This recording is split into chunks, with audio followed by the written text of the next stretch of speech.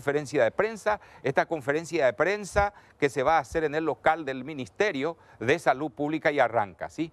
El doctor Julio Mazzoleni. Sí. Buenas noches. Antes que nada quisiera felicitar en su día a los trabajadores, también a los maestros y maestras que estuvieron también de festejos el día de ayer.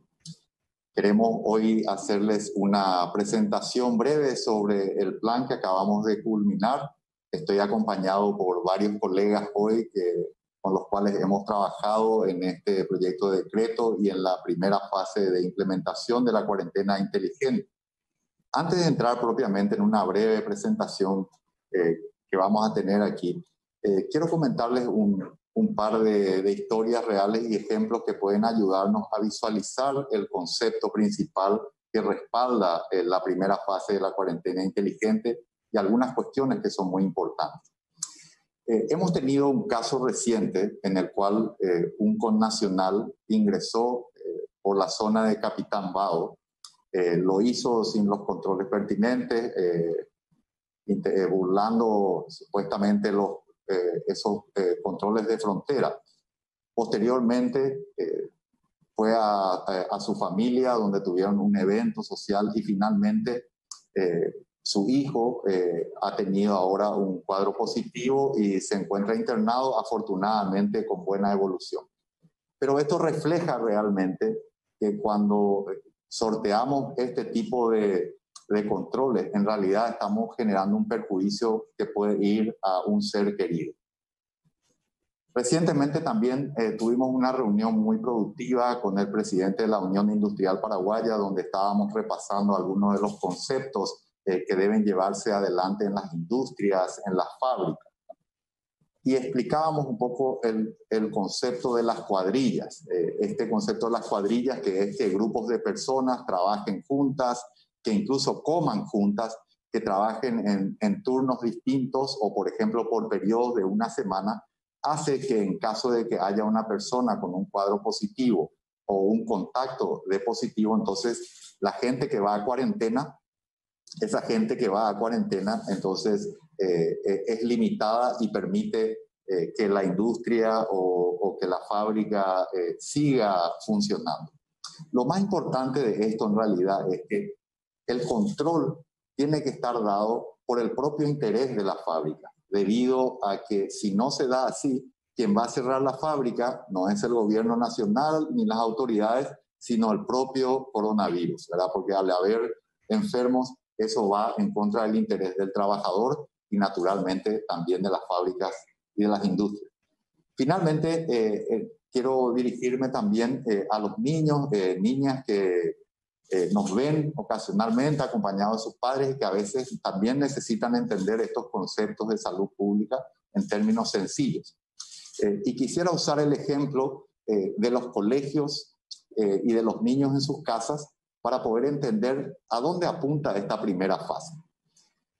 Supongamos por un momento que las maestras, en vez de recibir a los niños en los colegios, visitan las casas de cada uno de sus estudiantes.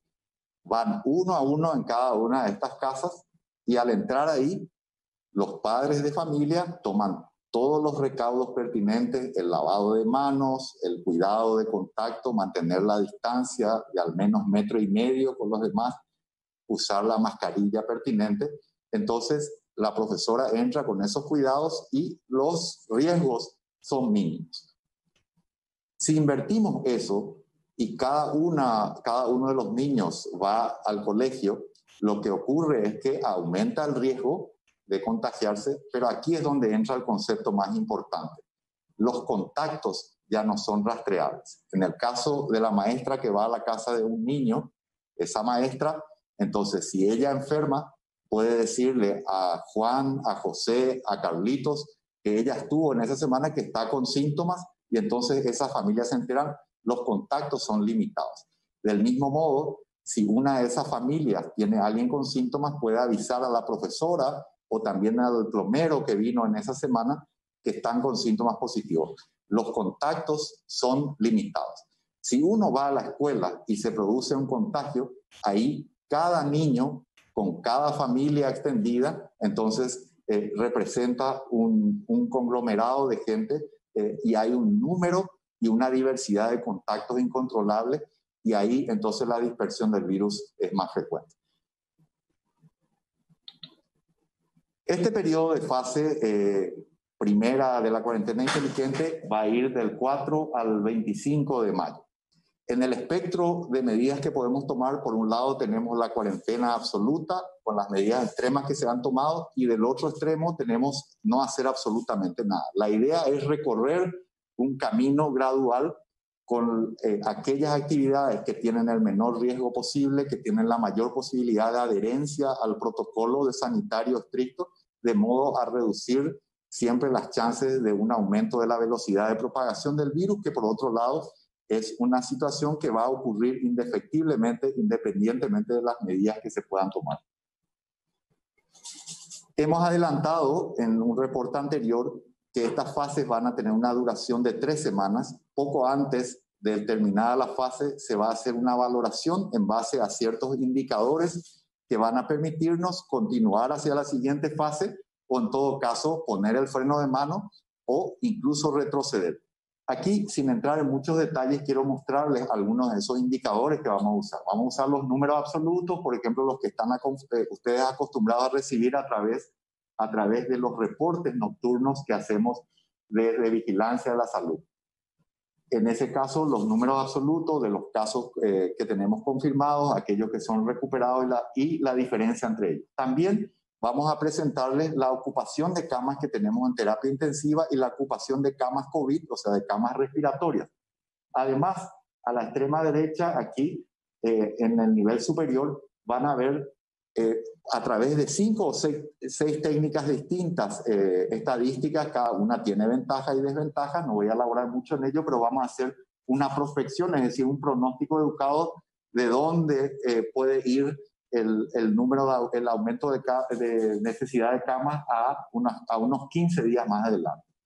Aparte, a la izquierda abajo también tenemos lo que es el concepto RO, que es simplemente la contagiosidad del virus, que está aumentando o disminuyendo. Vamos a comparar la semana anterior con la semana actual. Y el último, a través del call center, a través de las llamadas, ver cuál es el número de las llamadas que reportan al menos entre 2 y 4 síntomas y correlacionar eso también con el número de casos que vamos reportando. En resumidas cuentas, sin entrar en demasiado detalle, la reunión de los expertos que va a analizar estos indicadores por separado e integrado nos van a hablar de una suerte de semáforo que nos va a permitir tomar la decisión juntos y eso es lo que vamos a compartir con toda la ciudadanía. Es muy importante tener en cuenta que aquellas personas que no están exceptuadas en esta nueva fase de la cuarentena deben permanecer en casa. Es la mejor colaboración que podemos hacer como ciudadanía. A los ya exceptuados, recordemos todo lo que tiene que ver con el personal de salud, la cadena alimenticia, el sector agropecuario, etcétera, los sectores de seguridad y de servicios esenciales, se suman ahora otros grupos.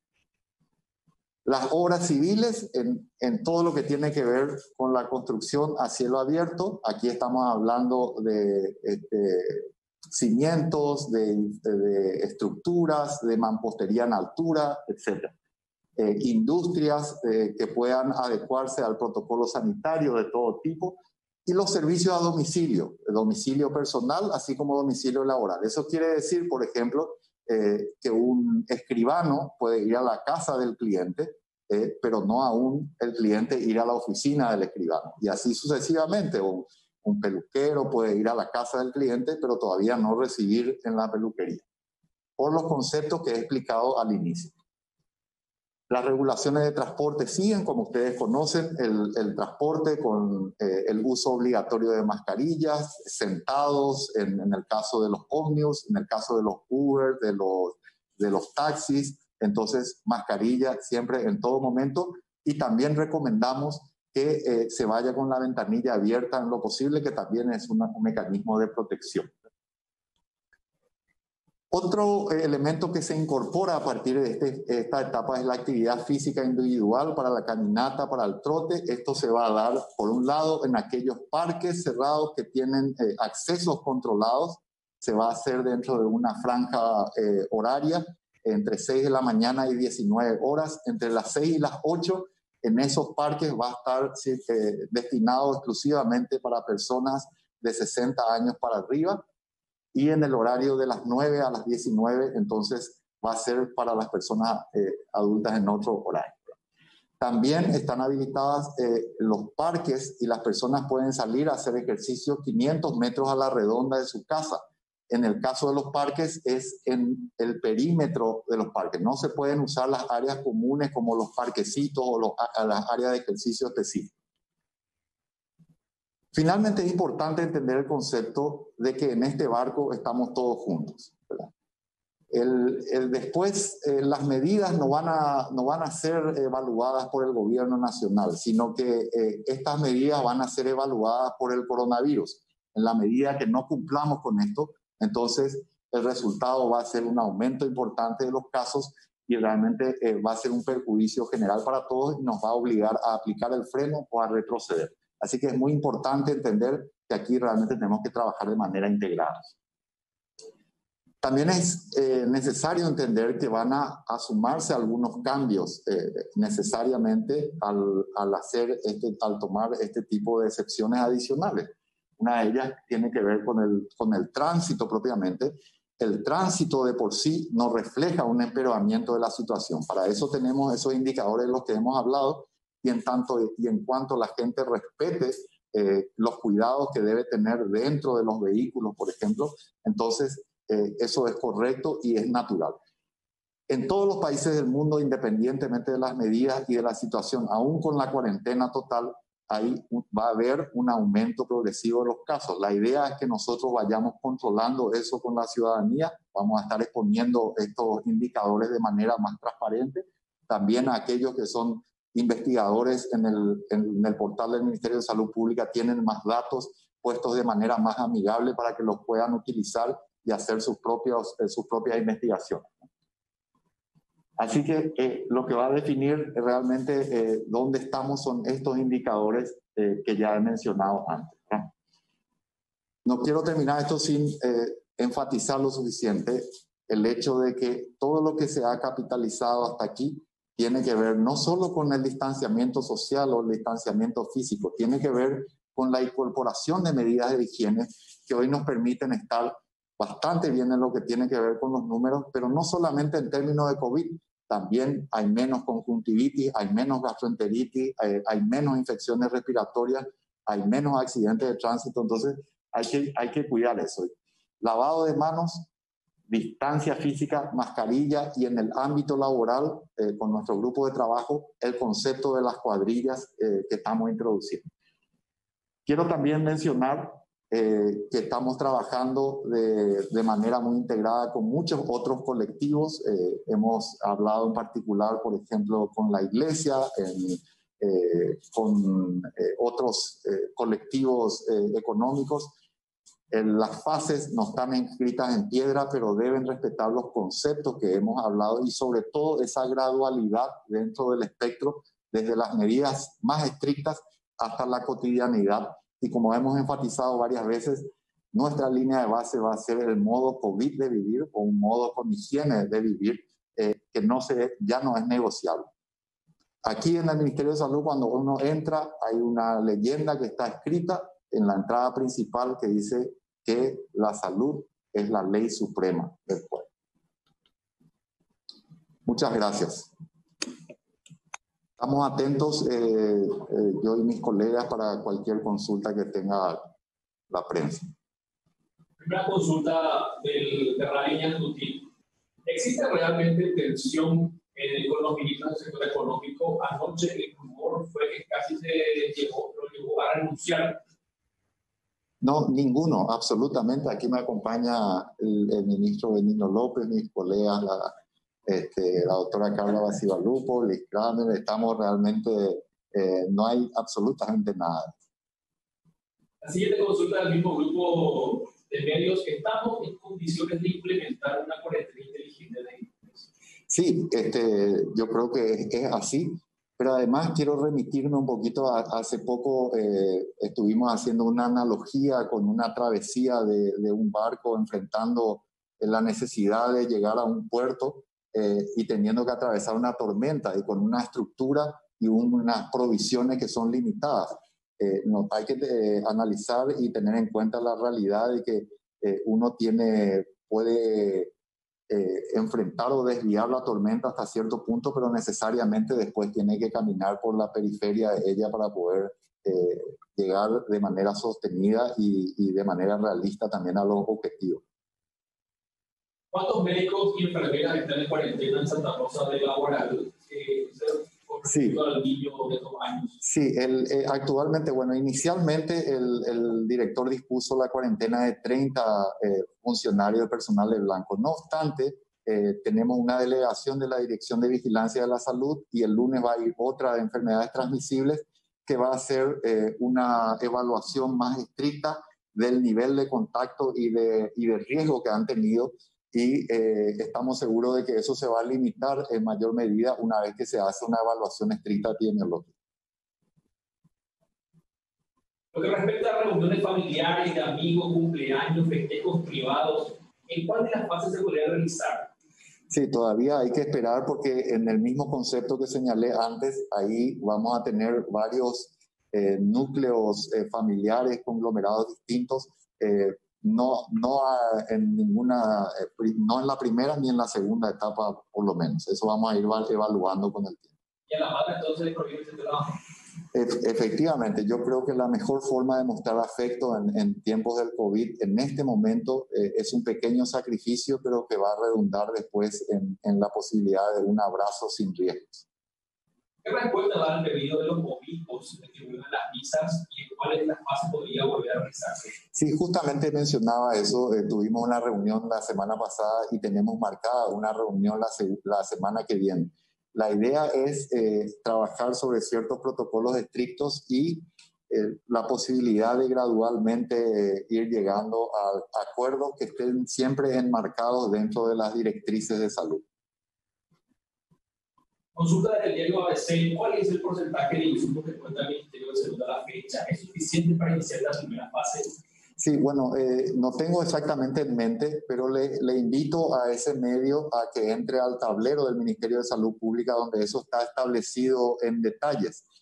Lo que puedo decir que recuerdo a priori, tenemos ya más de 1.250.000 mascarillas distribuidas, 75.000 mascarillas N95. Estamos allá por cerca de 500.000 o más de 500.000 batas quirúrgicas.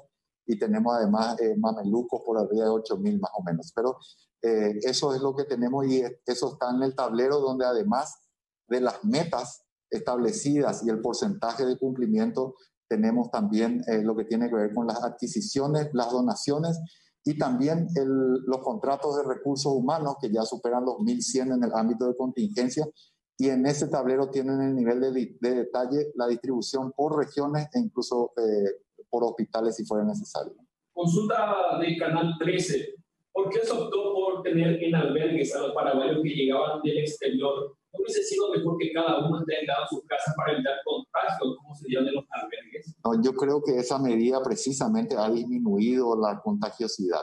Ha sido una medida que seguramente puede ser mejorable y ajustable, pero el albergue y la cuarentena obligatoria ha contribuido en gran medida. Esto debe ser perfeccionado sin ninguna duda, pero hoy en día es así. Incluso hemos perfeccionado también el testeo de estos pacientes y la mayoría de los casos de la última semana y media, al menos 2 semanas, son personas que están en estos sitios de cuarentena. Una consulta para el ministro Acevedo. ¿Dispositivos de control vehicular se seguirán realizando por día, por chapa? Los controles seguirán siendo iguales y tan estrictos como antes. El tema de las chapas todavía vamos a continuar porque es una forma de descongestionar.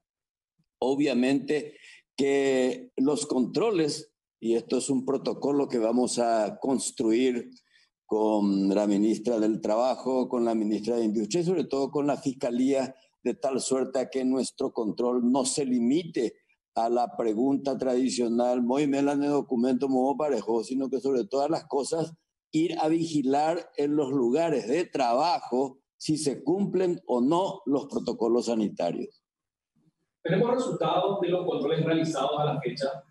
Sí, tenemos muchos y la Fiscalía tiene una cantidad superior a los 3.000 imputados. Nosotros en la policía tenemos casi 5.000 aprehendidos, lo cual significa que no siempre la gente cumple con las exigencias del Ministerio de Salud. No obstante, podemos estar satisfechos, aunque no del todo, por el comportamiento ciudadano.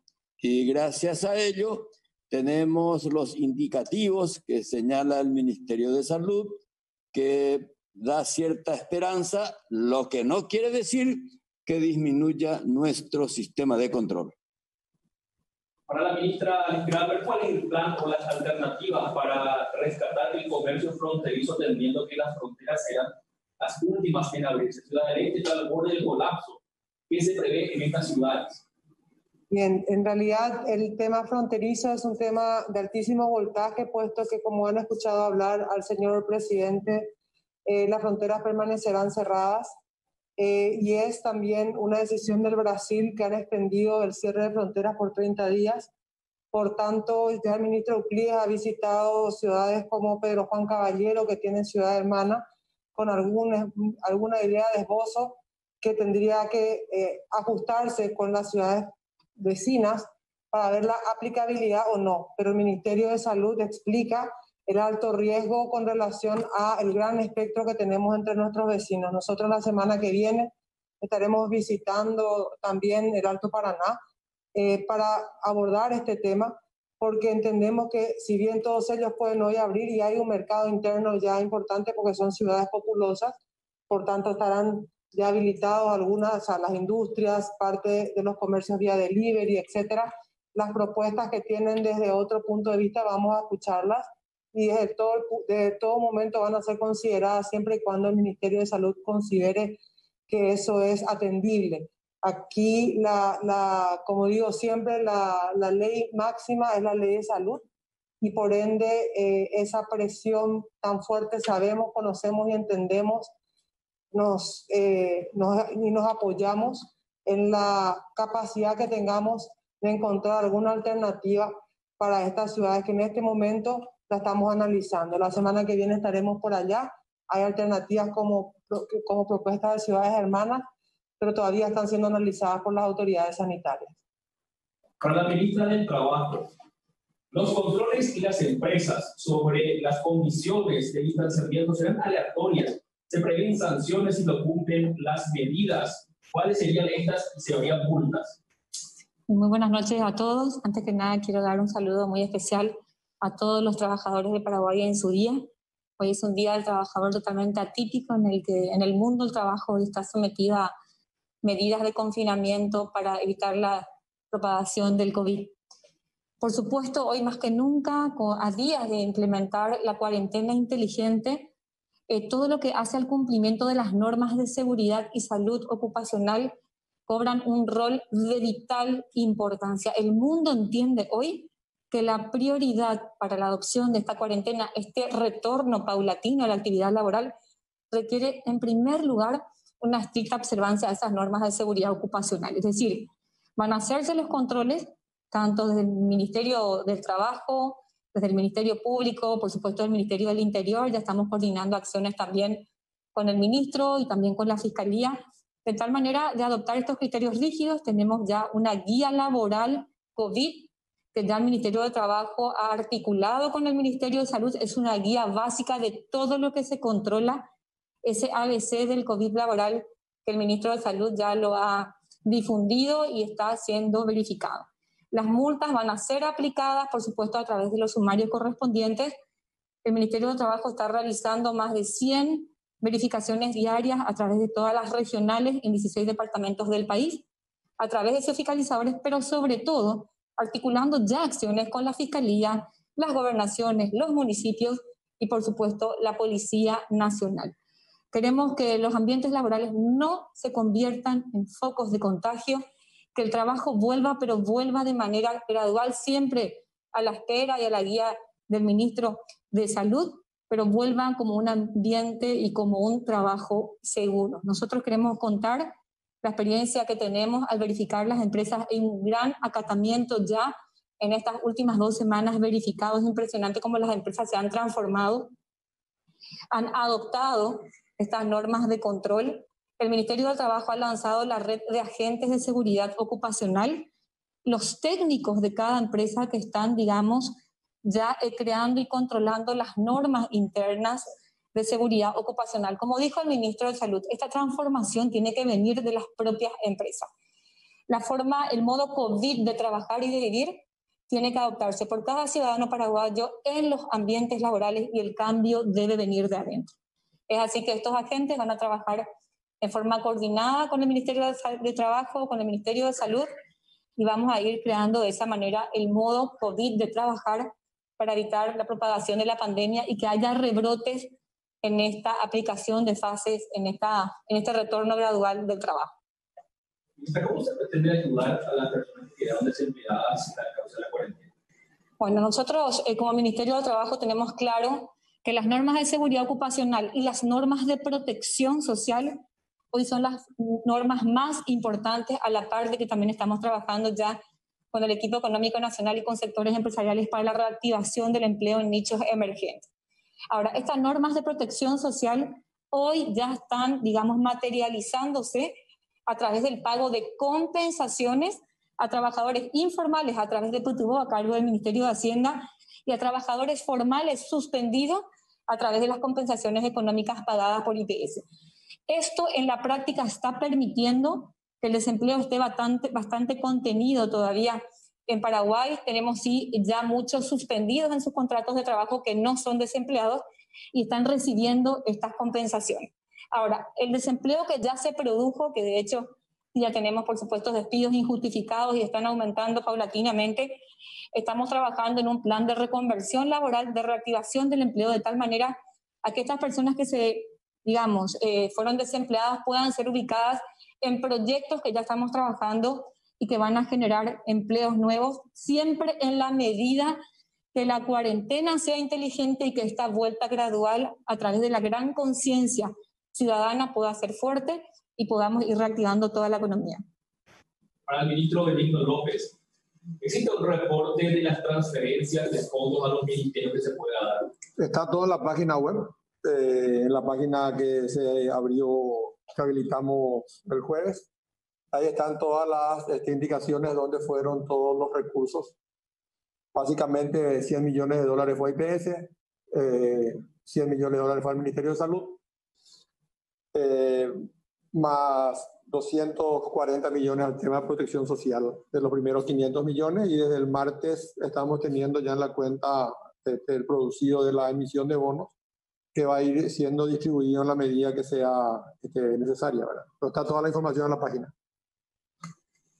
Ante esta crisis, ¿se analiza suspender el IRP? No se analiza suspender.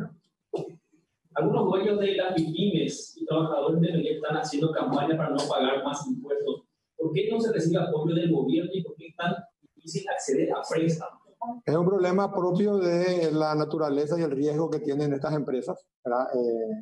Y es también una consecuencia de la informalidad en la que tuvimos mucho tiempo, ¿verdad? Entonces eso prohíbe o inhibe que hoy tengan un acceso normal al crédito. Creo que Liz puede dar alguna idea adicional. Sí, le invitamos a todos a ver en la página web del Ministerio de Industria y Comercio, donde todo lo que tiene que ver con el COVID están dividido en 4 bloques y uno de ellos es tema financiero. En el tema financiero, las MIPYMES ahí van a tener acceso y conocimiento de todas las herramientas financieras que están hoy a disposición. Esas herramientas han sido construidas en las últimas semanas gracias al fortalecimiento del Fondo de Garantía, que ya existía pero que no se utilizaba. Ese Fondo de Garantía ha sido ya puesto a disposición de 37 instituciones financieras. Muchas de estas instituciones financieras 2 o 3 semanas atrás a pesar de las normativas del Banco Central, todavía no tenían la suficiente certidumbre para poder dar sus productos. Y sin embargo, hoy ya con el Fondo de Garantía funcionando, hay más de 12 o 14, creo que ya el día de ayer, instituciones financieras con productos muy convenientes. Además, está el crédito agrícola de habilitación, ha dado ya más de 2.300 préstamos a la fecha, también algo bastante ágil. En cuanto al Banco Nacional de Fomento, tiene varios productos, pero uno de ellos es un producto que tiene 8% de interés, 12 meses de garantía y 24 meses para pago. Y lo que es más difícil allí, o digamos el gran desafío, es el poder analizar el análisis del crédito, donde está recibiendo el Banco de Fomento un apoyo para fortalecer ese rol. Pero desde el Ministerio de Industria y Comercio tenemos una unidad creada específicamente que trabaja en este momento son 31 gremios de MIPYMES. Fuimos entrenados desde el sistema financiero para asistirle a los líderes de las MIPYMES, para que estos a su vez transmitan a sus asociados la mejor manera de presentar las carpetas y cuál es el producto financiero que mejor se ajusta a su realidad. Entonces, en la página MIC, de la página del Ministerio de Industria y Comercio, van a encontrar, por ejemplo, en MIPYMES tipo 1, qué tipo de crédito es el ideal para ese tipo de empresas, mediana empresa, etcétera, etcétera. Y a partir de ahí también tienen todos los productos, las tasas, inclusive los tiempos de gracia, todas las ofertas que vamos recogiendo y que han ido creciendo en los últimos días. Por tanto, con el refuerzo que va a tener, ya tiene media sanción en el Congreso, un refuerzo para el Fondo de Garantía de $276 millones. Ese refuerzo que está con media sanción, una vez que sea sancionado, le va a permitir a la Agencia Financiera de Desarrollo dar garantías por más de 1.300 y poco más millones de dólares de vuelta a más instituciones. Y ahí hay instituciones que están siendo seleccionadas, que son cooperativas y casas de crédito. Por lo tanto, más herramientas estarán a disposición de más instituciones para que estas MIPYMES puedan acceder primero a la casa de crédito o a la institución financiera que le conoce. Eso es la primera recomendación.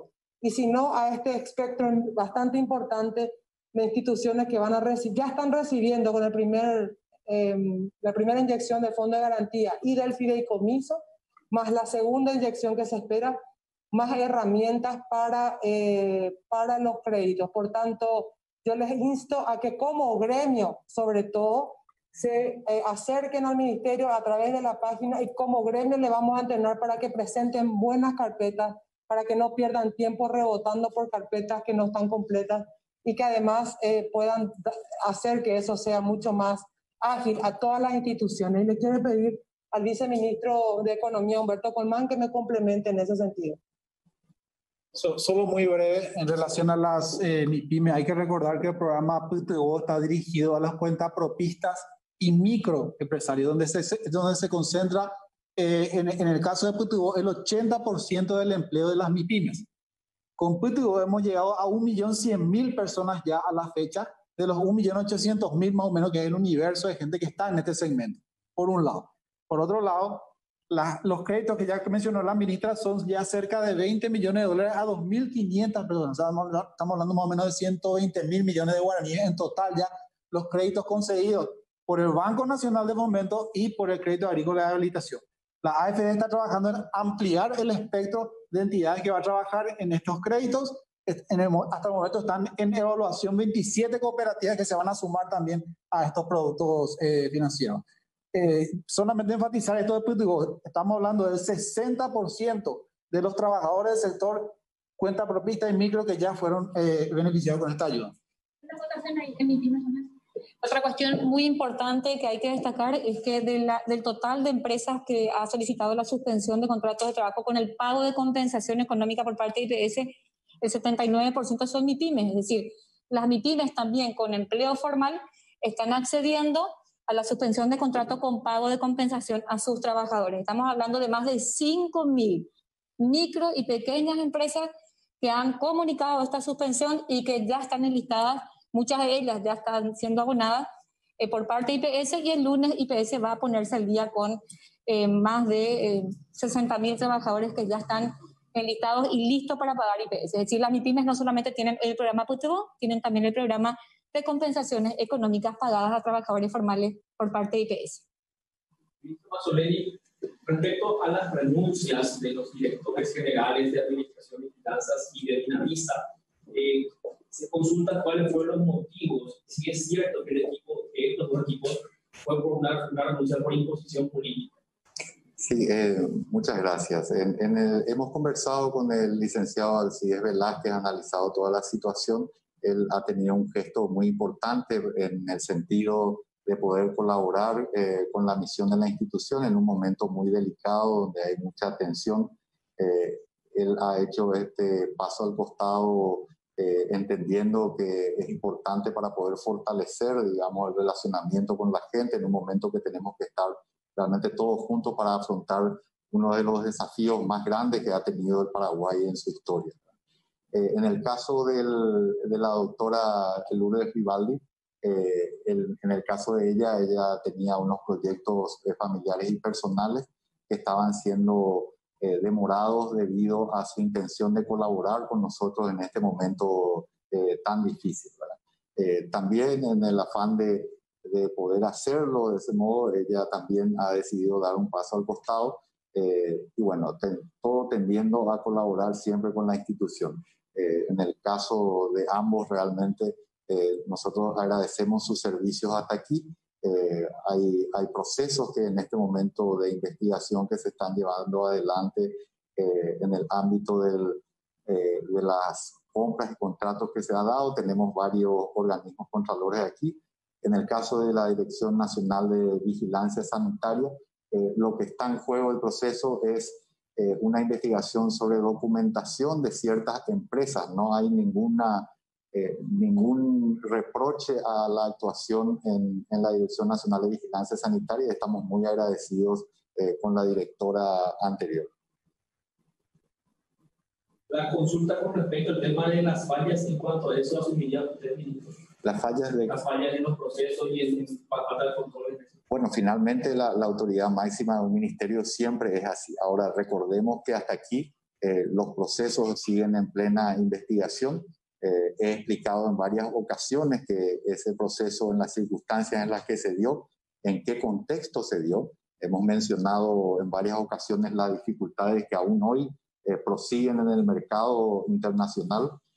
Hemos también hablado de 3 llamados que han sido declarados desiertos, de la imposibilidad de las empresas de poder proveernos la cantidad o en el plazo que necesitábamos, o quizás la falta de interés en base a los precios de referencia del Ministerio de Salud Pública. Recordemos a nivel internacional también que hay dificultades con los insumos de todo tipo.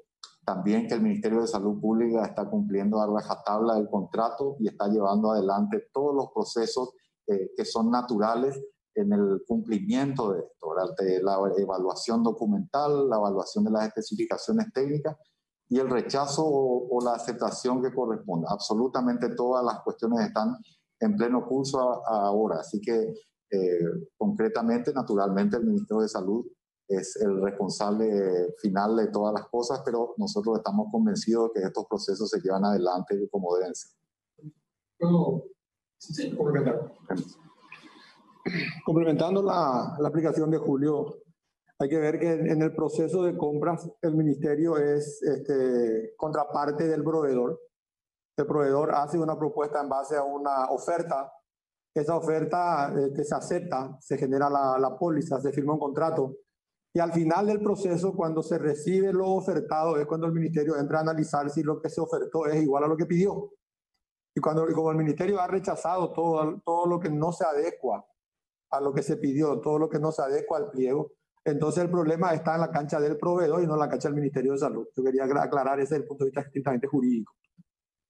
Muchas gracias. El ministro del Interior, por favor, si puede referirnos con respecto al tema de la circulación en los departamentos, si es que se podría haber una liberación por zona o por ciudades, ¿cómo sería ese trabajo? En primer lugar, los departamentos tienen autonomía, igual que los municipios.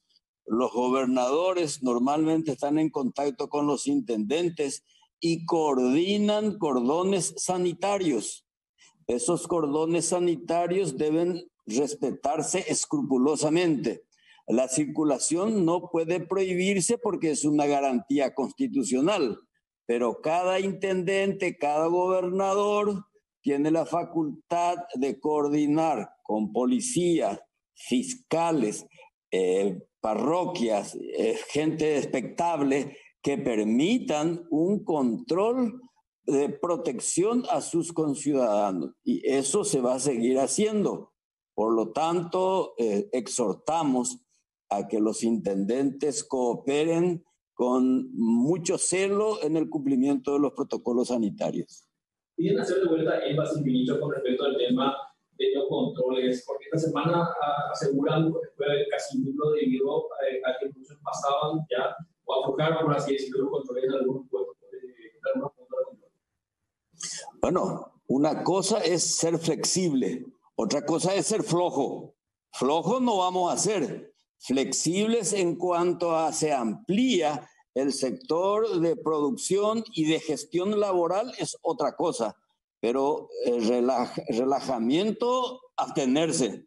O sea que en ese aspecto no va a haber ninguna contemplación porque nosotros estamos obligados a hacer respetar las propuestas emanadas del Ministerio de Salud. Ministro Mazzoleni, ¿cuál es el plan en caso de que un hospital, cualquiera sea, se quede con personal muy diezmado ante un eventual contagio masivo? Bueno, la idea es todos los hospitales también tienen que trabajar en el concepto de cuadrillas, ¿verdad? También estamos trabajando sobre protocolos exclusivos de aplicación en el ámbito del personal de blanco que nos permita de alguna manera poder reinsertar al personal de blanco de la manera más rápida y segura posible. Cada uno de los hospitales tiene esos planes. También recordemos que a nivel nacional hay una planificación que se ha podido ejecutar a lo largo de este tiempo que nos permite que en cada cabecera departamental existan hospitales respiratorios y polivalentes. Eso significa que hay hospitales que están asignados principalmente a los cuadros respiratorios y hay otros que llevan todo lo demás. Para eso ha resultado realmente instrumental y muy efectivo el hecho de que el Ministerio de Salud haya tomado el comando de la salud pública con todos sus demás componentes, vale decir con el Instituto de Previsión Social, el Hospital de Policía, el Hospital de Militar, el Hospital de Clínica, y eso nos ha permitido una coordinación a nivel de todo el país a ese efecto. ¿Qué estrategias no van a ampliar para ampliar la cantidad de muestras que ya hay gente que nos está notificando? Perdón, no. Para la ampliación de la cantidad de muestras. ¿Qué estrategia? Bueno, lo que estamos haciendo actualmente, ¿verdad? Recordemos que hoy estamos ya en varios días por arriba de las 500 muestras. Lo que se está haciendo es, en primer lugar, hay que recordar que el único tipo de laboratorio que está recomendado es el laboratorio de PCR, el único tipo de prueba. Así que eso hay que tenerlo en cuenta primero. Las pruebas, los famosos test rápidos, no son para el diagnóstico de Juan o de Juanas. Esos diagnósticos son exclusivamente para el ámbito de vigilancia de la salud, para poder determinar cómo se está distribuyendo, por ejemplo, la epidemia. Pero no contribuyen a los test rápidos porque no son suficientemente confiables. ¿Qué estuvimos haciendo? Bueno, básicamente con ayuda del Ministerio de Salud, con apoyo, incluso en términos de recursos humanos en algunos casos, o de infraestructura, o de reactivos, o de equipamiento, hemos incorporado al dispositivo de laboratorios a otros laboratorios, como por ejemplo el Instituto de Investigación en Ciencia de la Salud, el SENACSA. También hemos ayudado en el proceso de calibraje y certificación de los laboratorios privados.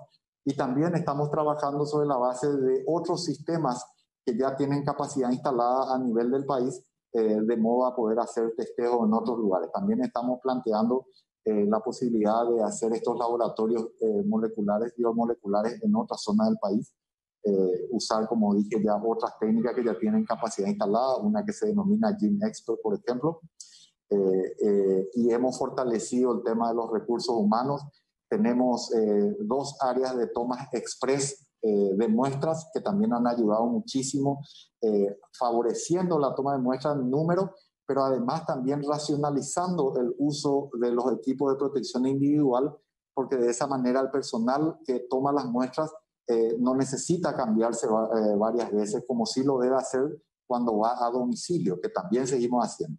La otra estrategia que estamos usando es que ahora también hemos cambiado el espectro de a quienes le tomamos la muestra. Hoy le tomamos la muestra a la gente que tiene síntomas de cualquier tipo, 2 síntomas de cualquier tipo respiratorio, por ejemplo, aquellos que tienen fiebre, que tienen nariz constipada, aquellos que tienen falta de capacidad de poder oler, problemas de garganta, tos, etc. Eso por un lado. Después, aquellos internados que tienen por causas respiratorias. También hay una cuestión muy interesante a nivel de las personas que están en cuarentena. En este momento estamos haciendo 2 tomas de muestra. Una inicial cuando llegan al país, entonces ya podemos empezar a separar a aquellos que ya vienen con un test positivo y están asintomáticos. Los separamos y van a otro centro de aislamiento. Y al final del periodo de cuarentena, también a los 14 días, como ya lo veníamos haciendo. Esos son algunos de los casos en donde estamos haciendo, digamos, las tomas de muestra general.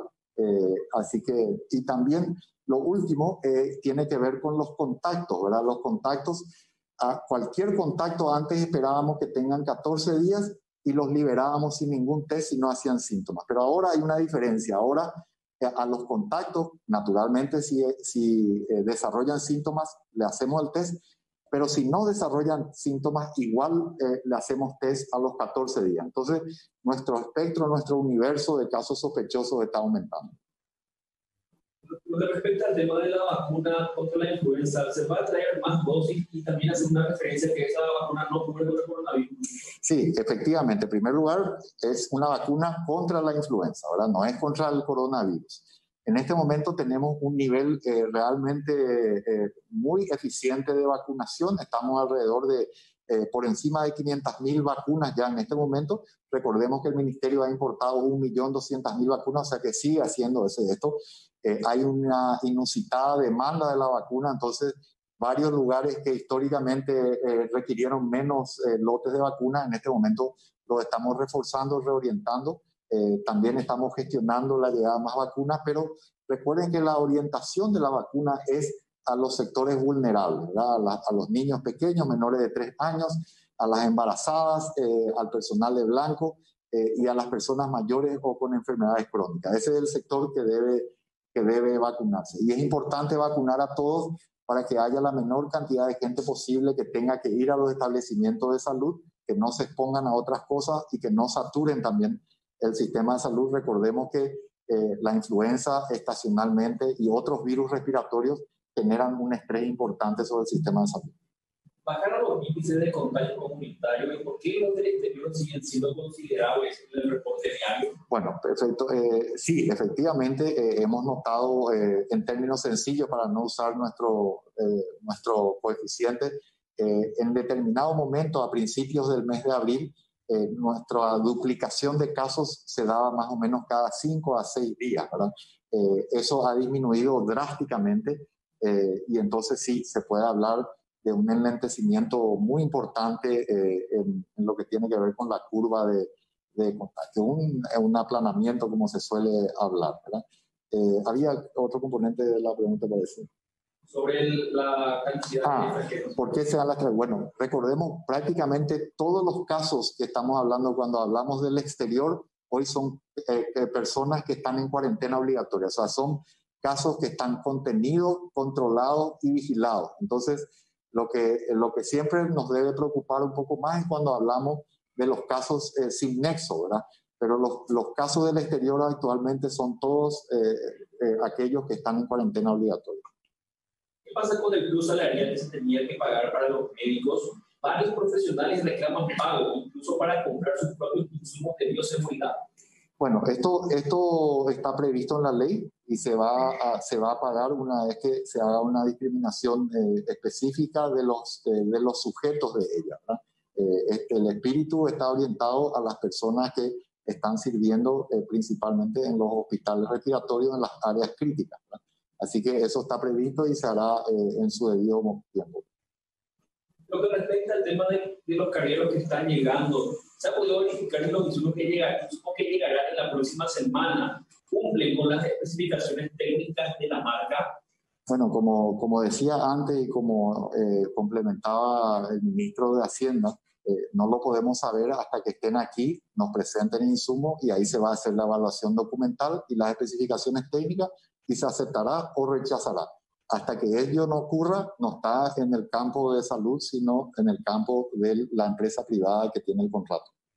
Ante la dinámica de los tratamientos a pacientes con COVID-19, uso de cloroquina, antivirales, etcétera, ¿cuál es el más utilizado y cuál es más efectivo hoy en nuestro país? Bueno, recordemos que todos estos tratamientos son experimentales, ¿verdad? Se están usando varios de ellos en ese contexto, con el consentimiento de los pacientes o de las familias, pero la evidencia todavía es poco robusta. De hecho, para ilustrar eso, tenemos incluso resultados contradictorios a distintos lados del océano Atlántico, ¿verdad? De un lado tenemos resultados aparentemente negativos y del otro positivos, así que hay que tener mucha cautela. En Paraguay se están usando algunos de ellos en forma experimental. Hay protocolos también que están siendo llevados adelante de investigación, sobre todo con grupos de investigadores que nosotros apoyamos también en el Hospital de Clínicas, apoyamos con insumos, con técnicas e incluso con equipos del Ministerio de Salud. Lo que respecta al tema legal con la firma Imperi, ¿se ha presentado el pedido de rescisión del contrato o se va a evaluar la contrapropuesta de la empresa? No, todo esto tiene plazos administrativos que pueden ser incluso levantados en algún momento, dependiendo de que si se puedan acercar las documentaciones o los insumos que están siendo ofertados, ¿verdad? Ellos naturalmente, dependiendo de la etapa en la que estamos, tienen sus procesos que pueden llevar a multas, que pueden llevar a rescisiones de contrato, incluso eventualmente cumplido todos los plazos a la ejecución de la póliza, que es la que garantiza el reintegro del 100% del adelanto que se ha hecho en este contrato. ¿Cuál es la recomendación para el sector universitario que depende del CONEX? ¿Volver a clases presenciales en alguna de las fases o al igual que las escuelas y colegios se suspenden hasta diciembre? Bueno, aquí hay una diferencia sustancial porque estamos hablando en el caso del CONEX o del sector universitario, estamos hablando de mayores de edad, a diferencia de lo que estamos hablando a nivel de los colegios, ¿verdad? Entonces, vamos a estar conversando con ellos para encontrar las formas de poder eventualmente, en el momento que sea seguro y propicio y con los protocolos adaptados específicamente a ese colectivo. En caso de desborde de la cuarentena inteligente y la vuelta a medidas estrictas, ¿se contemplarían nuevos programas de ayuda para alimentación a la población? Bueno, eso creo que va un poco a otros sectores, ¿verdad? Pero seguramente, o sea, si alguien quiere hacer... Bueno, en el avance de la cuarentena inteligente y por supuesto en el paso de fase a fase, vemos que hay sectores que tampoco van a ir volviendo, digamos, con la premura que a lo mejor se hubiese planificado por una cuestión de, obviamente, de cuidado y de priorización de la vida y la salud. Por lo tanto, ya estamos planificando medidas de sostenimiento del empleo a más largo plazo e incluso de reforzar estas compensaciones económicas que si bien fueron planificadas de inicio para los meses de abril y mayo, tendrían que extenderse de por sí ya para ciertos sectores como el sector de restaurantes, el sector de turismo, también de espectáculos públicos. Entre tanto vamos, digamos, activando la reconversión laboral. Estos sectores van a necesitar todavía más compensaciones económicas.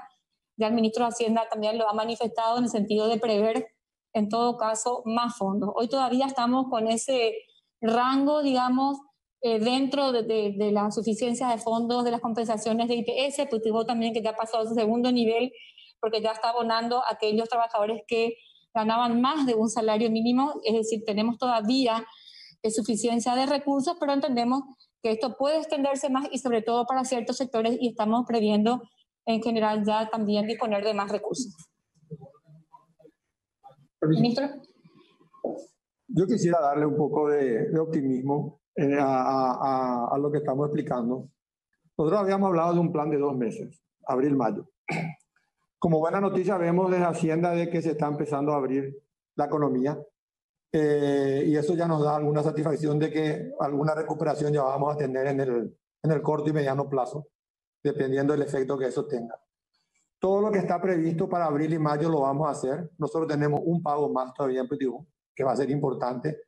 La ayuda social del Ministerio de IPS está empezando a fluir, así como los créditos. Y en este momento estamos trabajando en el Ministerio de Hacienda, equipo económico, liderado por el Viceministerio de Economía, en un plan de reactivación que va a permitir enganchar esta cuarentena inteligente con el plan para salir adelante. Yo siempre digo que en la medida que sigamos manteniendo políticas sensatas, tanto en salud como en la economía, el proceso de recuperación nuestro va a ser eficiente y va a ser rápido.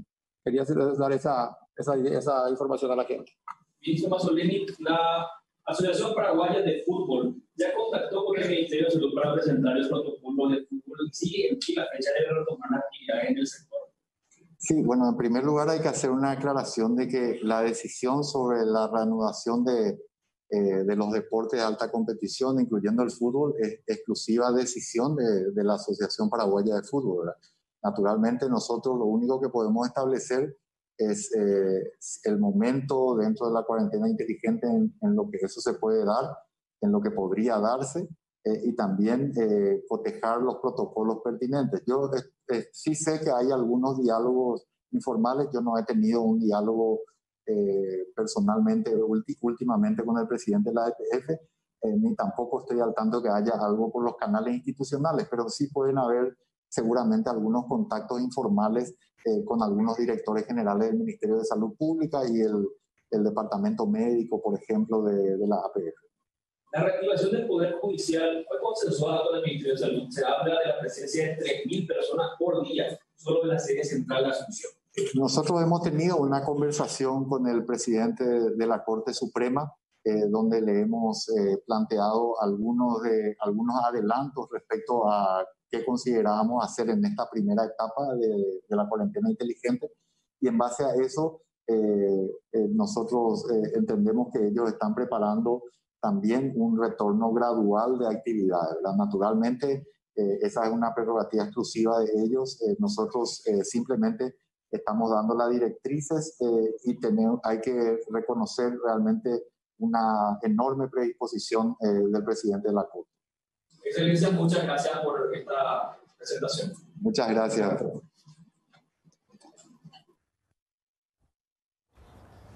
Muy bien. Resumen entonces, acaba de concluir esta conferencia con los ministros y ustedes van a poder ir sacando no solamente conclusiones, Santi, sí, sino también ir cotejando la información acerca del desarrollo de esta cuarentena que va a arrancar el próximo día lunes, ¿cierto? Efectivamente, y creo que lo que dejó bastante claro el ministro Mazzoleni es que no va a ser el gobierno, decía él, el que va a determinar los pasos que se van a dar en esta etapa de cuarentena inteligente, sino que va a ser el propio coronavirus, porque el semáforo nos va a ir indicando cantidad de camas disponibles, cantidad de personas contagiadas, cantidad de personas que están en una situación grave, y dependiendo del color de ese semáforo, ¿se va a retroceder o se va a avanzar eventualmente? Sin hesitar, eso fue lo que se entendió siempre y hoy lo ratifican. Si hay que volver a las restricciones y así se va a proceder. El día lunes siguen algunas condiciones también importantes, Santi, en el transporte público. Por ejemplo, el uso de tapabocas dentro del vehículo de transporte público seguirá siendo igual. Eso es lo que ya se sabe, aparte de lo que se dijo el día de hoy. Lo innegociable, don Oscar, es el uso de mascarillas, efectivamente, la distancia de 1,5 metros o 2 metros entre una persona y otra, y el lavado de manos, tanto de entrada como de salida para los locales comerciales que eventualmente sean parte de esta cuarentena inteligente. Esos 3 elementos definitivamente son elementos innegociables en este periodo. Es muy probable, no tenemos todavía una información oficial, pero nos decía hoy el viceministro del Transporte que es muy probable, dado que van a habilitar vehículos de corta distancia o transporte público de corta distancia, que la terminal vuelva a funcionar desde el lunes. Sí. Es muy probable, pero es una decisión que va a tomar el intendente municipal. De hecho, el viceministro del Transporte dijo hoy que ya estaban en tratativas con las autoridades municipales para rehabilitar para vehículos de corta distancia, transporte, 100 kilómetros, de eso estamos hablando, desde el próximo lunes. Y el otro tema, los parques, Santi. Sí, efectivamente, los parques van a estar habilitados siempre y cuando tengan, parques como Ñuguazú o Parque de la Salud, la posibilidad del control de acceso de las personas. ¿Y quiénes van a poder ingresar a estos parques? Aquellas personas que cumplan con los requisitos de salud, sobre todo, no tengan ningún tipo de inconveniente o enfermedad respiratoria, podrán ir hasta los parques o no estén en un sector de vulnerabilidad. Adultos mayores podrán ir desde las 6 hasta las 8 de la mañana y más adelante, a partir de las 8 de la mañana hasta las 19 horas, personas que no estén dentro de esa franja de adultos mayores. Por edad van a ir estableciendo la posibilidad de ingreso. Niños no en los parques. No, señor. Ya se ha dicho eso y se ha declarado que es importante atender esta condición para la habilitación de parques, que dicho sea de paso son varios, el Parque Metropolitano, el Parque Ñuguazú, también escuché que el Parque del Seminario Metropolitano, desconozco si hay ya autorización para utilizar la pista de la Secretaría Nacional de Deportes, que también es un campo de trabajo físico de mucha gente, Santi. Efectivamente. Y el otro elemento que es interesante respecto a la situación de los parques y demás, don Oscar, es que probablemente lo que van a hacer es tratar de limitar también el acceso, porque si bien de 9 de la mañana o 8 de la mañana hasta las 19 van a estar habilitados estos parques para el acceso, probablemente van a tratar de descongestionarlos. Y también lo que establecieron es que los parques de barrios van a poder ser utilizados,